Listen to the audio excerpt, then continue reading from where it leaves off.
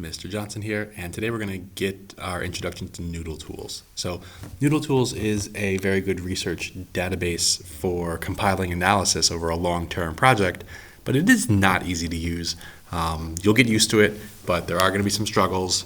It is not number one on the App Store for a couple reasons, but as you can sort of see here, once you've gone through and been able to add different things to NoodleTools, you'll be able to not only export your sources, but you'll be able to make an outline as well.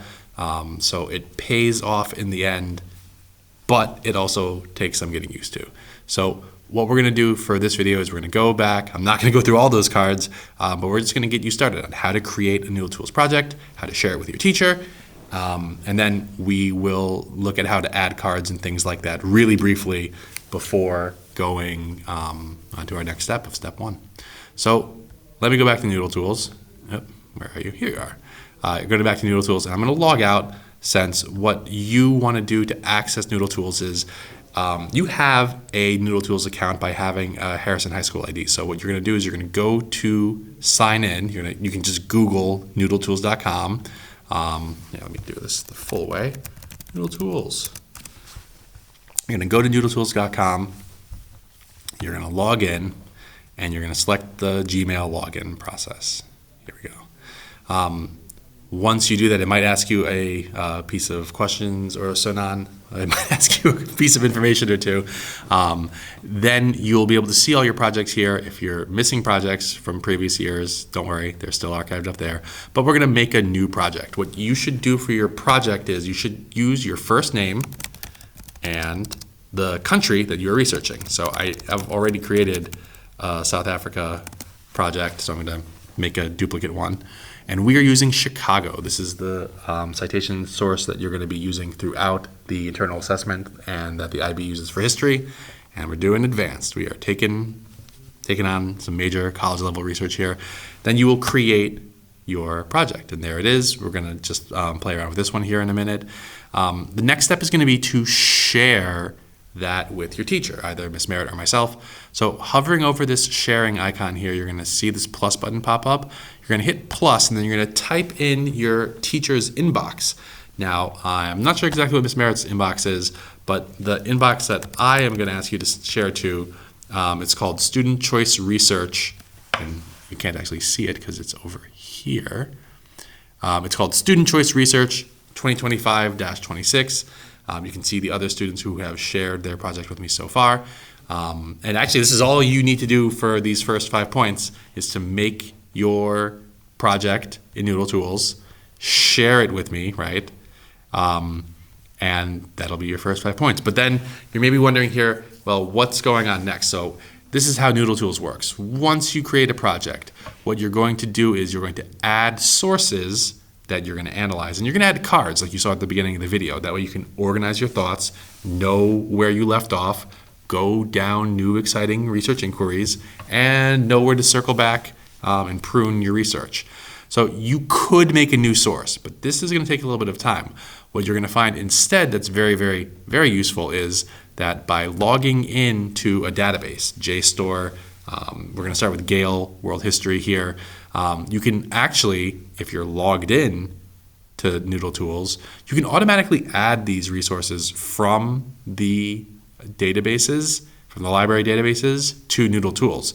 You want to make sure you're in Chicago mode.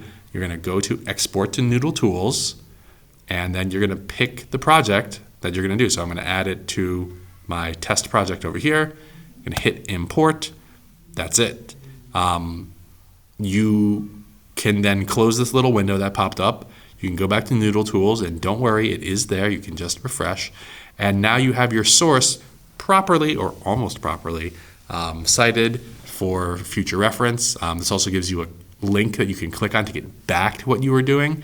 And now you can also add cards. You could add some cards on, for example, we're going to ask you to do 2 cards for a source, the OPCVL.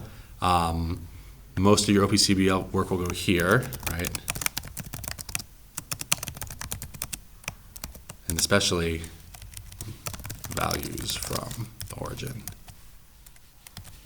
Values from origin. limitations from origin, and so on and so forth, right? You're going to be looking for getting those values and limitations from the origin, purpose, content, and context. This is the default NoodleTools format here. Direct quotes should go here.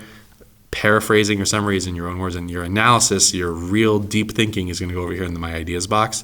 This is how you make and then save your NoodleTools cards. See, I have one. I can make another one. Analysis for my research goal. And right, as you would go, you would probably put a quote here. Paraphrase goes here.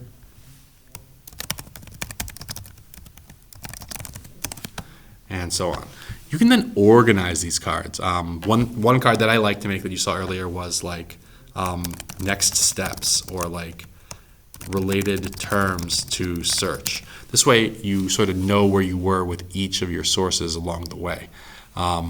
You can see these cards in the tabletop view, and this is how you can color code them. You can add tags to them so that you can search through all your projects.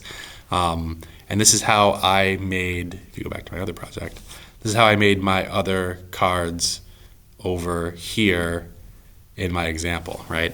So this is a quick introduction to NoodleTools. You don't need to go through and make all the cards right now. The next couple videos we will look at going through and finding a source on the Gale World History and Context website, adding it to NoodleTools, and then in later videos we'll look at evaluating sources, doing some of the OPCVL work, and so on and so forth.